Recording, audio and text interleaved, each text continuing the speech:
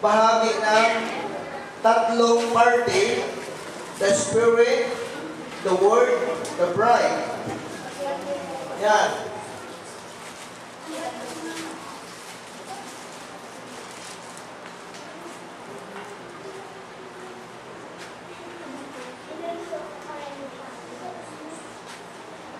So yan yung tatlong bahagi na ano. So ito ay objective report, mga kapatid. Anong title ng booklet? The Revelation of Jesus Christ. Kay Brother Gan. So kung may tanong ka dito, i-text nyo lang si Brother Gan, i-email nyo. Kasi objective naman to. So okay lang naman. Okay. So sabi niya dito, finally, as the complete revelation of Jesus Christ is unfolded to the bride. Ano yung sinang unfolded? Nakalakad ka ba? Unfolded, okay. Nakatakip. So, parang nakatakip, okay. The bride of Christ in this last age.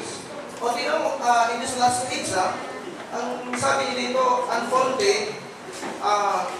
So tama naman, ang sabi niya kasi dito, finally, as the complete, yung kompleto kompletong kapahayagan, so may tama, complete revelation of Jesus Christ is unfolded to the bride of Christ in this last age. Subjective. Pero sa ating panahon, sa ating kalalagayan ngayon, maging sa Stephen Cell ay bukas na sa atin. Politics. Okay. So, kung titignan natin, may advance tayo dito, mga kapatid. Okay.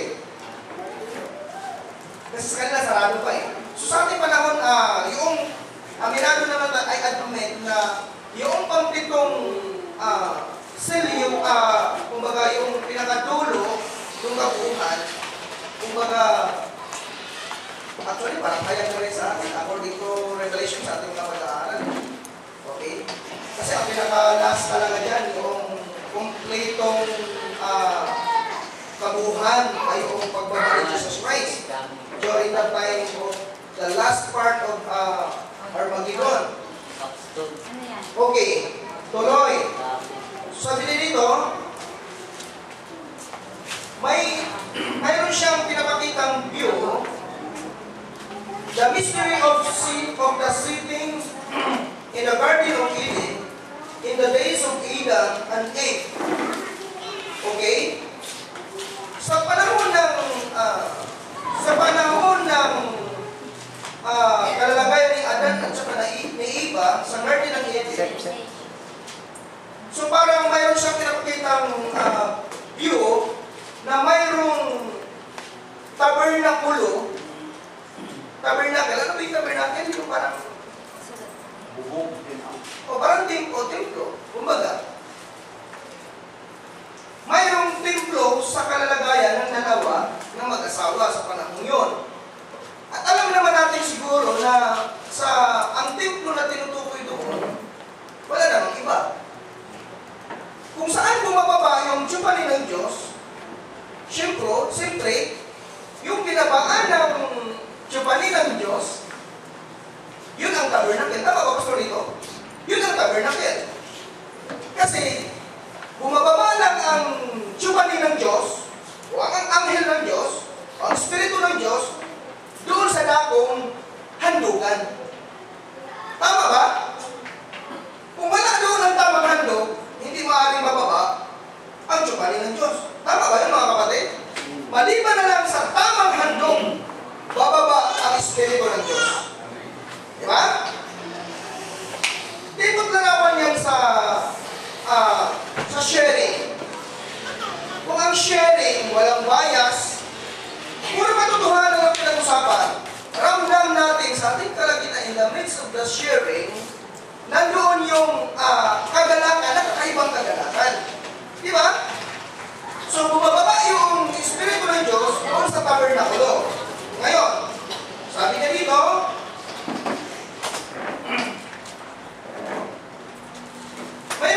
dugtong, sabi niya, the tabernacle that prophet Moses built according to the pattern.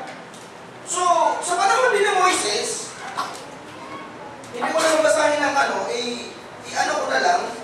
Sa panahon din ni Propeta Moises, sa kanyang panahon, ay mayroon din ipinapakita ang Diyos na tabernakulo. Okay? So, saang anyo at saang parte? So, sabi niya, that time of Mount Sinai, ipinapakita ng Diyos sa pamagitan ni Propeta Moises ang kanyang tabernakulo. So, siyempre, ang tabernakulo na pinipinpoint doon ay walang iba, yung kautusan ng Diyos na ibinaba niya sa pamagitan ni Propeta Moises sa Mount Sinai. So, ibig sabihin, yung tabernakulo yun, tama ba? Yung 10 utos na ibinigay kay Moises that time. Sa panahon ni Propeta Moises. Ha? Okay, tama. Kasi objective to eh. Okay? Sabi dito, upon shown to him on Mount Sinai. Okay. At sa panahon, pagtakbo ng panahon, mayroon siyang pinipinpoint the temple. Okay, temple na pinapakita dito. Pumapasok na siya sa panahon ni Haring Solomon. The temple that Solomon built. Okay? Sa panahon ni Haring Solomon, nagtayo si Haring Solomon ng marangya at maluwalhating templo. Tama ba yun? Marangya at maluwalhating templo sa kanyang panahon. Pero ang templong maluwalhati at marangya na yun, hindi pa rin yun ang pinaka-fulfillment na marangya at maluwalhating templo na sinasabi. Mayroon pa siyang pinipinpoint eh.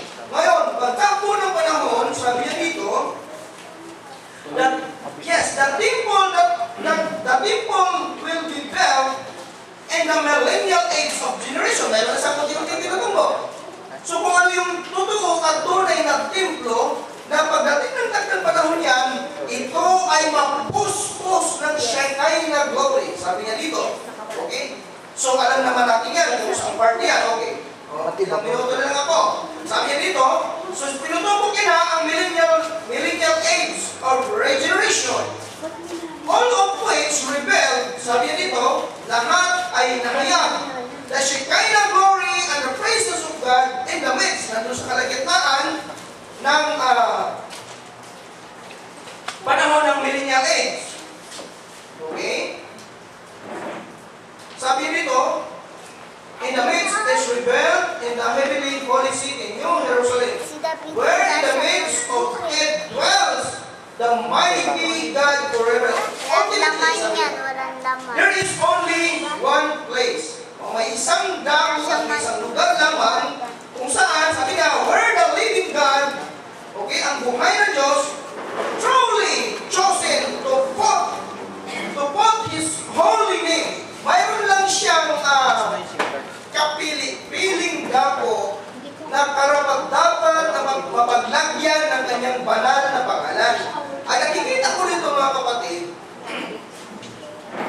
in this last stage, ang banal na pangalan ng Diyos, ibinigay niya ito, ipinamana niya ito sa kanyang bugtong na anak. Okay?